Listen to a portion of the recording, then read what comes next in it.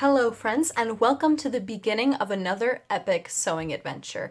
In my previous video, I mentioned that I had chosen a new project based on the results of a survey that I posted at the beginning of this year, and you guys selected the Forest Wanderer costume. If you aren't exactly sure what that is, I explained what it was in my previous video, so go check that out if you haven't seen it already. Today we will be doing a costume analysis or costume design video based on all of the layers and materials that are going into this dress. As always, links to reference pictures and material listings will be in the description below if that is of any interest to you. Layer 1, the chemise and stays. The chemise is probably the only thing in this project that isn't embroidered. It will be made of a sheer cotton gauze, and it will probably be tea-dyed because I forgot to select the option of off-white when I purchased this online, and so I ended up with just really bright white bleached cotton gauze. The sleeves will be 3/4 length. The chemise will have a drawstring at the top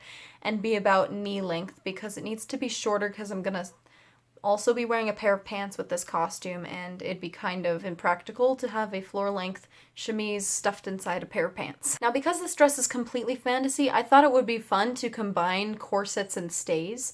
The stays are backlacing, heavily boned, and have a wooden busk at the front, and it features embroidery. They will be made of a cotton muslin, synthetic boning about 1/4 inch thick, and have gold or silver metal eyelets. Layer 2, the pants and pockets. The pirate pants will also be made of cotton and dyed coffee brown.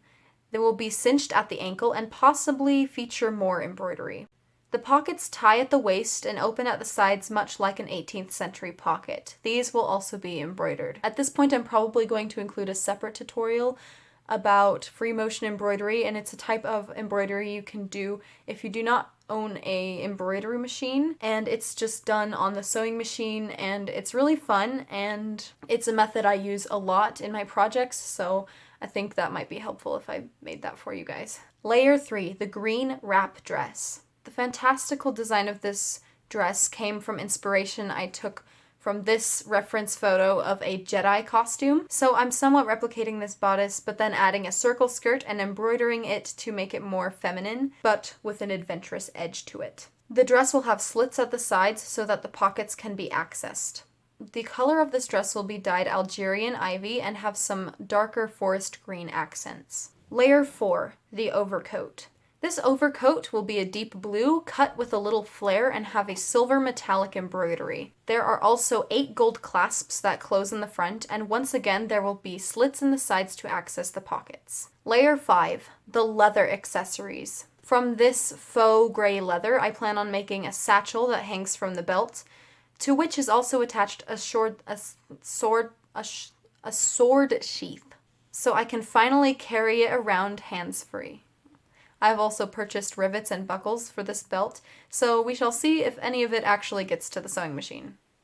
The other accessory is wrist cuffs. The original idea was to hide this dagger in the wrist cuffs, but when I got the dagger in the mail, it was a bit too long, so I just saw this picture where this little dagger's stashed in their wrist cuffs, and I thought that was a really cool detail. Another cool detail I liked was that my dagger matched my sword, which is the main reason I bought it, but unfortunately it is too long to hide on my arms.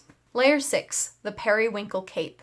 This is probably the best part of the whole costume. The cloak is full length, completely lined with fur, and this is faux fur, by the way. I'm not rich enough to afford real fur, but it is still very soft and beautiful. The cape is embroidered at the top and bottom and has a gorgeous woodland-looking clasp at the top.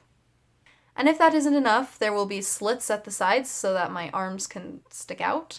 And I'm also going to cut it in a half circle so that when I spin around, it has some dramatic spinny effects to it, you know, so that it spins. I know what I'm talking about. And that, friends, is the Warrior Princess Forest Wanderer costume. Perfect for all seasons of the year and practical for all terrains. Probably not all terrains, but it's practical. And because of all the pockets and storage that I have built into this dress, I shall now be able to frolic around the woods without anything in my hands, so that's going to be so much fun. Anyway, I hope you guys are having a wonderful day, and I can't wait to see you on this adventure. You can follow me on Pinterest and Instagram, where I post behind the scenes footage and pictures of the stuff that I'm making, so if you're interested in that, there will be links. And if it's your birthday, happy birthday, and, happy holidays for whatever you're celebrating. I did not plan this outro, so I'm just gonna close up. Bye, guys. Wait, hold on.